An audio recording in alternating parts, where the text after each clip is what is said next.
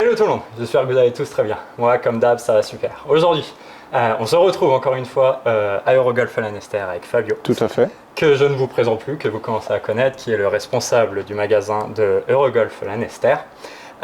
Si nous sommes ici aujourd'hui, c'est pas pour faire un parcours, ça va être pour tester du matériel, n'est-ce pas? Oui. Oui. Qu'est-ce qu'on va tester aujourd'hui? Les tout nouveaux drivers Titleist GT. Ok, ils viennent de sortir il y a quelques temps. Ils viennent de sortir, je viens tout juste de les recevoir, donc à peine déballés, on va déjà avoir l'occasion de les tester. Donc ça c'est vraiment top. C'est une gamme qui vient remplacer les TSR, qui marchait déjà très bien chez Titleist. Celle de l'année dernière, c'est ça? Celle d'il y a 2 ans. Celle d'il y a 2 ans, tout à fait. Donc là, voilà, ils sont déjà dispo, ils sont déjà disponibles à l'essai ici. Et on va les tester pour vous. Ok, et ben ce qu'on va faire aujourd'hui, c'est que on va tester donc du coup le TSR, on va tester les nouveaux GT, c'est ça? Oui, tout à fait. En gros, l'idée, c'est qu'il va y avoir trois nouvelles têtes, GT2, GT3 et la GT4, et on va potentiellement les mettre en face de la TSR2, la TSR3 et si je l'ai, la TSR4. Ok, ça marche. Et ben c'est parti, alors montre-nous les bêtes. Alors, en gros, voici les nouveaux jouets de chez Titleist. Là avec la GT4, la GT3 ici avec le slot ici qui va être réglable comme la TSR3. Et pour finir, la GT2. La GT2, ok. Tout à fait. La GT2 qui va être pour quel type de joueur comparé aux autres têtes? Pour qui en fait? Voilà, en gros l'idée, GT2, on va être plutôt sur un angle de décollage un peu plus élevé que les deux autres. Ça va être plutôt une tête qui va être pour ceux qui ont des petits problèmes de centrage.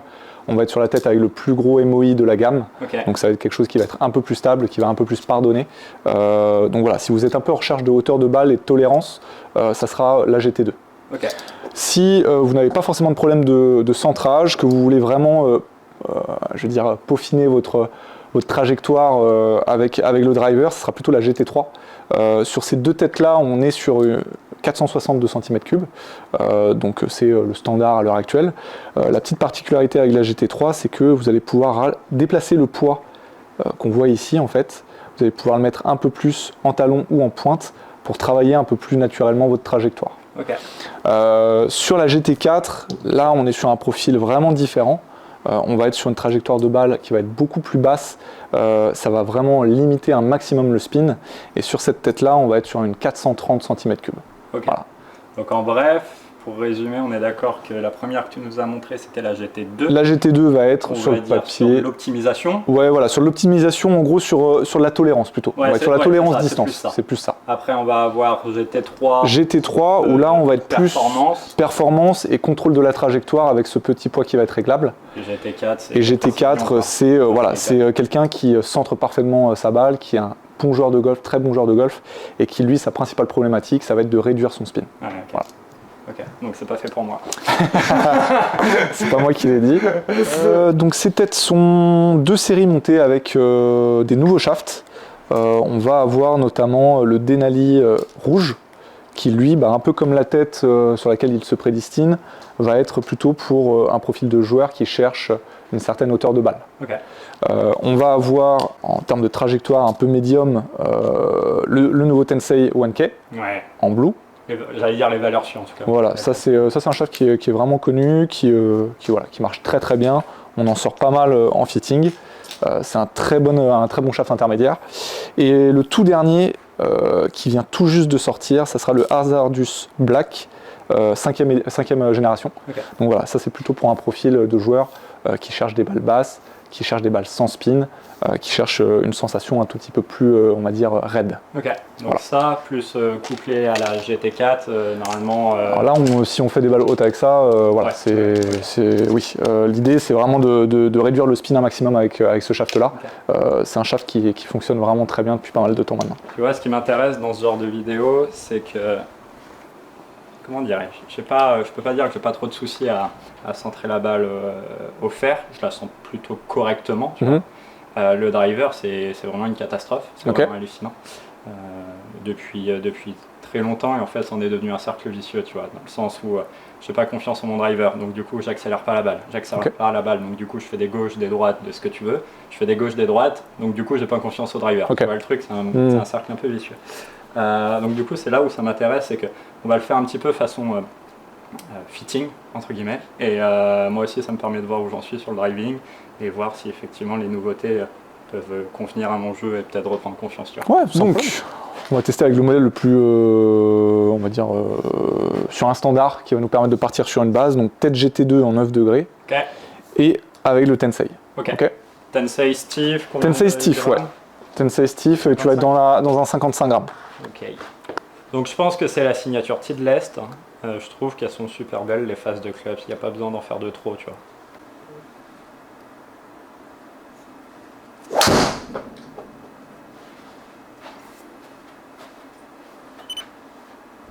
Ok, c'est ma spéciale.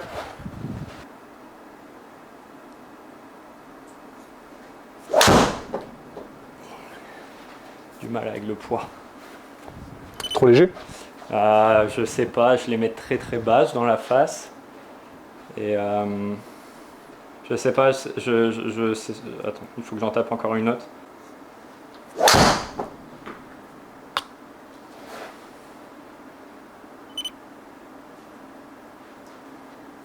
Je les mets haute gauche dans la face, c'est ça? Ouais.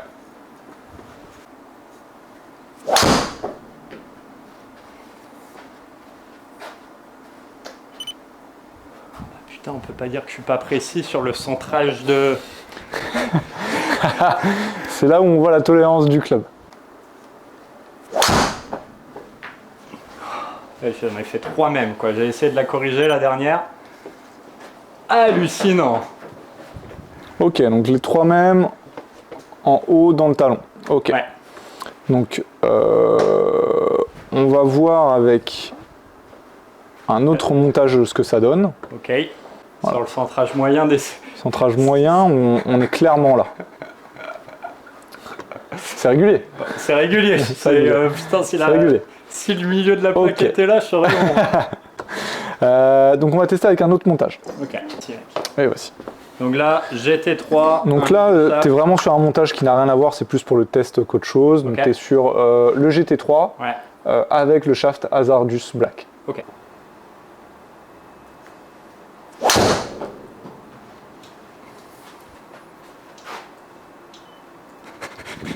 T'inquiète. Par contre, c'est hallucinant comment c'est tolérant. Même celui-ci, tu trouves? Ouais, même celui-ci. Okay. Ouais, celle-ci, mec, normalement c'est saucisson vu où je la mets dans la plaque.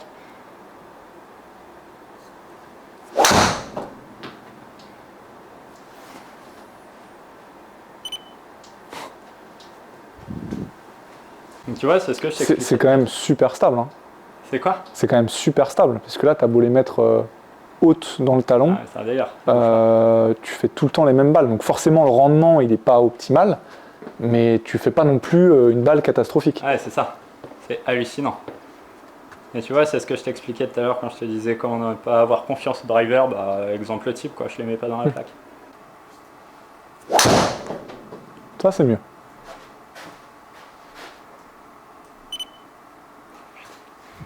Je sais pas pourquoi je la mets là. Ok, alors on va tester, voir avec un poids un peu différent. Déjà en termes de sensation de tête, est-ce que tu as une petite préférence? Oui. Alors je pense que là c'est le shaft et non pas la tête de club, mais ouais, je sens que c'est plus homogène en termes de poids, que j'ai pas tout en tête de club. Ok, d'accord. Ce que je te propose, c'est de tester ce shaft là, qui pourrait pas mal correspondre, mais avec la tête du GT2. Ouais. Donc Hazardous, même shaft. Même shaft. GT2. Et la tête GT2. Oh mon merde.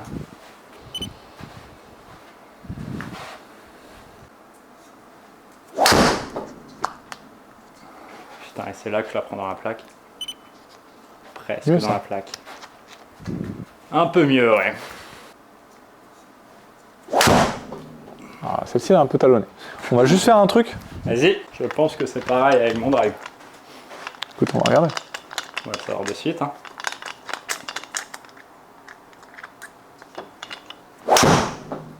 Exactement pareil. Parfait. Alors là, tu vois, c'est intéressant. Parce que tu fais quasiment la même avec ton drive. Et là, on est vraiment sur un coup vraiment moyen. Donc là, je t'ai mis un poids plus lourd en tête. Ok. On va voir si ça améliore un peu tes sensations et un peu ton centrage de balle. Ok. Oh oui, oui, ok, il y a du poids. Ouais. Il y a du poids derrière? Il y a du poids derrière, ouais. Ouais, je l'ai senti et donc ça me plaît. C'est-à-dire Ok. que celle-ci, elle est complètement grattée, il n'y a pas d'autre Mais mot. tu vois, c'est un peu plus centré en tout cas. C'est pris en haut du club, Ouais, mais au parce qu'elle est moins. grattée. Mais elle est plus centrée, je suis d'accord.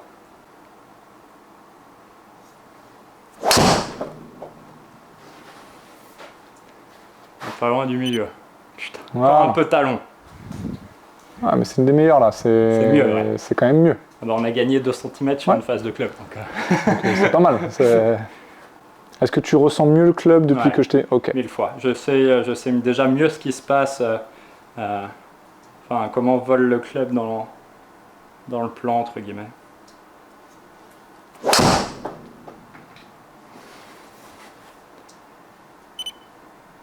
C'est mieux, c'est franchement mieux. Tu vois ce décalage là qu'on avait qui était complètement talon, en t'apportant un peu plus de poids, Ouais. bah, tu sens mieux le club, donc du coup tu le centres mieux. Ouais, T'as totalement. une montée de club qui est assez rapide, Ouais. donc forcément ça peut créer un certain déséquilibre. Vu que tu as un peu plus de poids, bah, peut-être que tu ressens mieux les choses, et donc du coup, bah, en fin de compte, quand tu tapes la balle, ton centrage est plus optimisé. Ouais. Ok. Ça c'était comment en termes de montage? Pas mal. Pas mal. Ok. Sensation, j'aime bien. Ok. C'est fou quand même, je suis en train de regarder là d'avoir un smash factor qui pousse les 1,50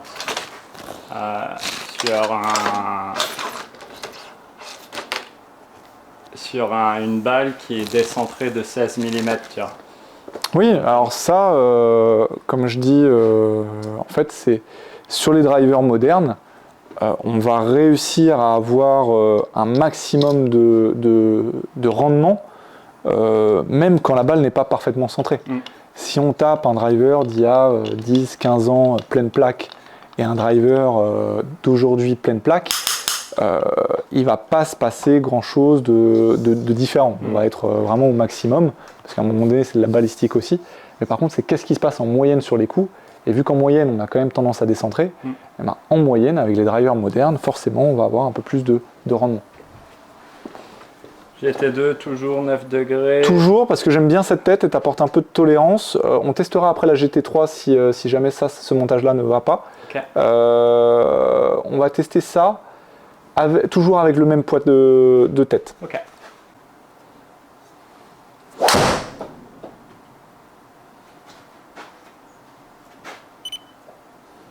Putain mec, on est à 2 mm de la Voilà, plaque, c'est quoi. bien ça. Je crois que c'est ta meilleure balle. C'est malheureux. C'est malheureux ce que tu me dis là. C'est ta meilleure balle. Aïe, aïe, aïe. Donc c'est là où, honnêtement, où c'est fou un fitting parce que donc on est sur la même tête de club. Enfin, on a essayé différentes têtes de club de la même marque. On a essayé différents shafts vendus avec cette tête de club. Oui. On n'a pas du tout les mêmes résultats. Non, en fait c'est ça l'intérêt du fitting aussi, c'est que là, en plus de ça, pour l'exercice, on se concentre uniquement sur les stock shafts. Ouais. Ils proposent aussi une multitude de shafts à la commande et à l'essai. Là, on se concentre sur les trois qui sont les nouveaux shafts proposés avec cette nouvelle tête GT. Et tu vois déjà ce qui se passe et le ressenti que tu as. Là, on vient descendre un peu le poids, on a un point de flexion un tout petit peu plus bas. Mine de rien, on affine encore le centrage de balle. Et là, tu me sors ta meilleure balle sur ton premier essai. Totalement.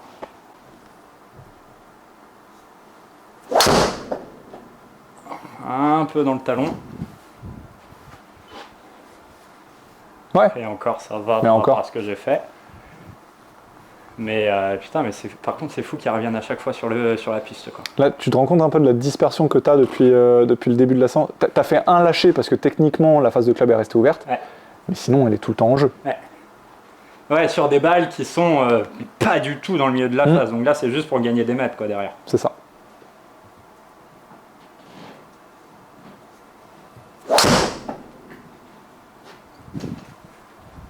Plaque, non?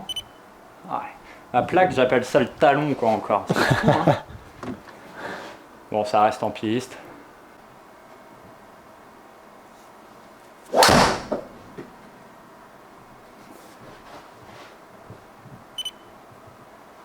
Lâche Ok. un peu à droite. Ok. On va juste faire un petit réglage. Ouais. Le régler de manière à te faire un peu plus de draw. Ok. Oui, c'est vrai que je ne l'ai pas précisé. J'aurais dû le préciser, mais la phase de club, c'est une Sim 2 en draw. Ok. Qui t'aide déjà un peu à refermer un peu. Merci monsieur. Donc là, on va faire un petit réglage et on va voir ce que ça donne. Un peu de phase de club ouverte encore. Ouais, mais tu vois. C'est quand même confort quand ça fait ça sur une balle dans le talon. Un peu haut dans la face. Un peu haut dans la face et ok, c'est plein milieu de plaque, c'est 10 mm au-dessus quoi, du sweet spot.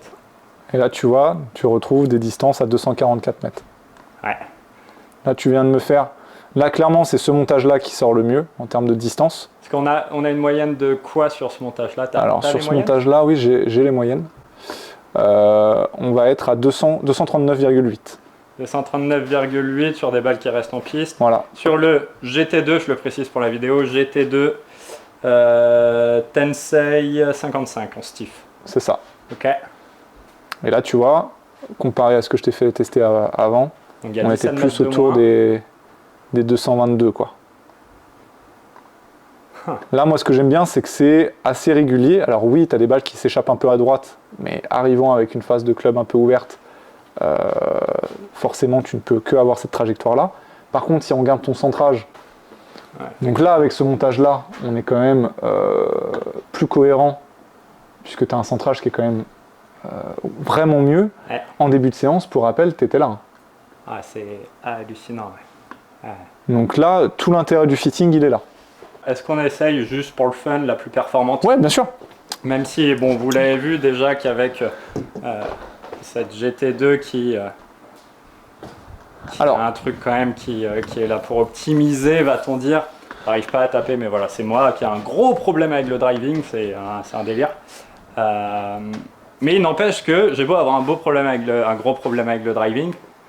Pourquoi je dis ça d'ailleurs? Excusez-moi, je vais partout. Pourquoi je dis ça? C'est je joue en draw, mes fers, mes wedges, mes bois, je les joue en draw.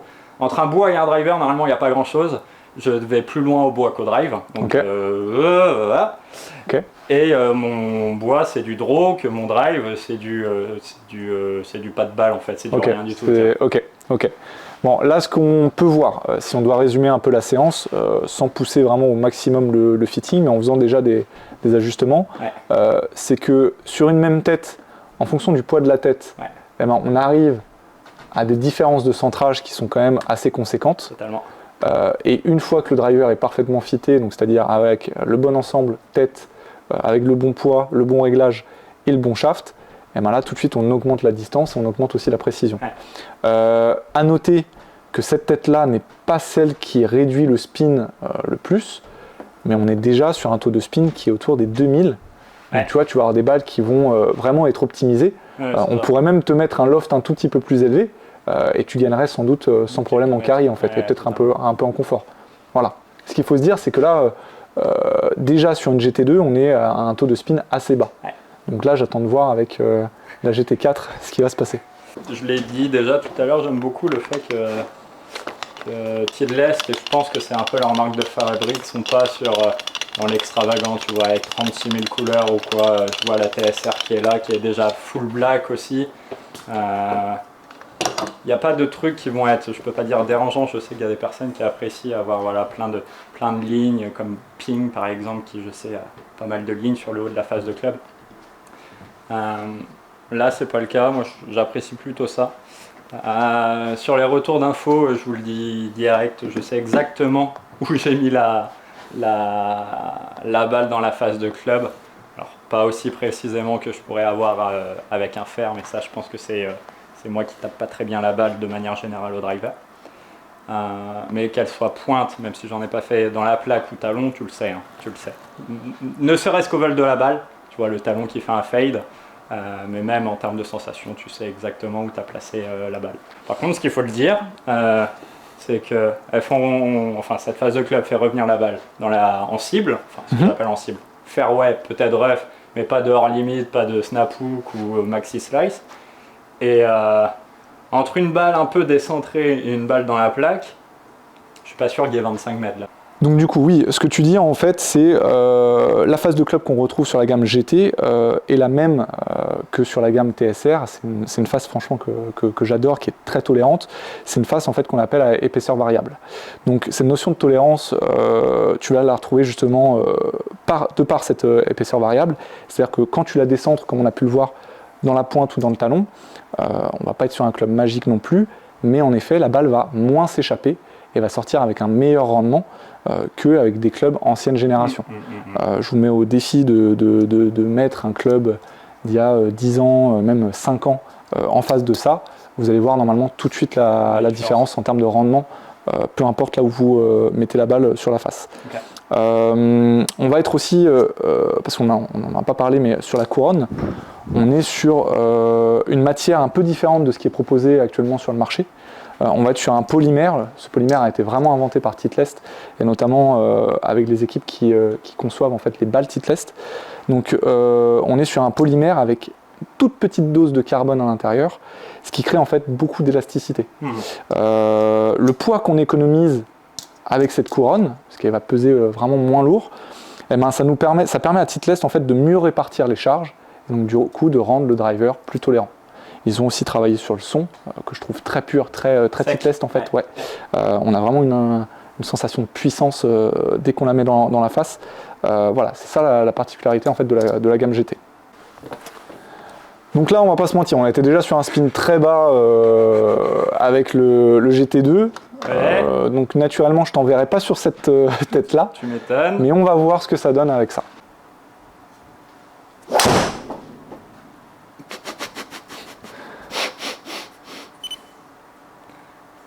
Bon, elle est dans la plaque déjà. Elle vole pas assez. Alors là, c'est top. Ce que tu viens de faire, franchement, c'est vraiment top. Parce que sincèrement, tu l'as mis au même centrage que à peu près celle avec le GT2. Ouais. Mais là, tu regardes et tu as déjà perdu 500 tours de spin par minute. Ouais, c'est un délire. Tu as mis le même shot, tu n'as rien changé. 500 tours de spin. Donc là, vraiment, la promesse, elle y est. C'est une tête low spin. Eh ben oui, sur le même shot, 500 tours en moins. Ok, donc là, TSR number 2, 10 degrés, réglé en 10, shaft toujours Sensei, 55 grammes, stiff.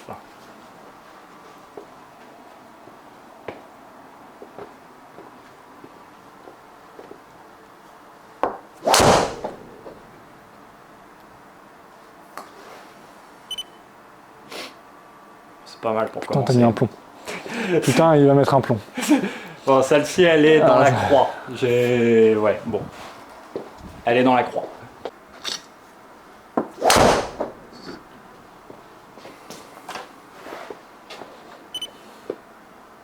Donc, elle est dans la plaque. J'ai pas eu l'impression de faire un mauvais swing.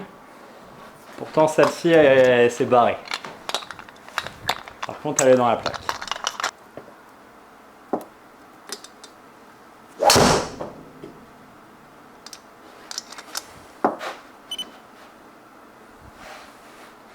Peu bas dans la face, mais ça reste en piste.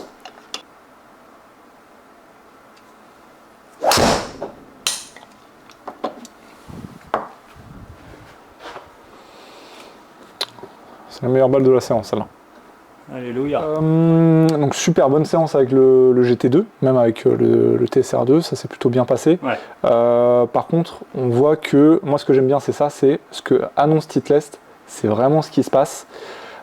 Si on doit comparer les points clés, on va dire, donc vitesse de club, la vitesse de balle et bien sûr la distance et la dispersion, bah, tu vas voir que tu es dans les clous parfaitement avec le GT2. Là, tu vois, c'est ce que tu as fait avec le TSR3, avec le TSR2, pardon. Vitesse de club 96. Je crois que tu as 98 avec le GT2. Tu as eu l'impression d'accélérer ou pas forcément? Pas du tout. Je l'ai swingé de la même manière, sachant que c'est vrai que je le précise, vous ne savez pas comment ça se passe, mais il a dû se passer 1 minute entre la session je t'ai fait le montage TSR et puis GT2. Quoi. Ouais, on a enchaîné direct. On a enchaîné direct et c'était vraiment le même montage, les mêmes réglages. Ouais.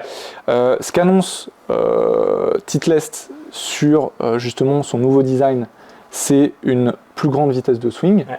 Là, tu gagnes 2 miles 2 vitesses de swing.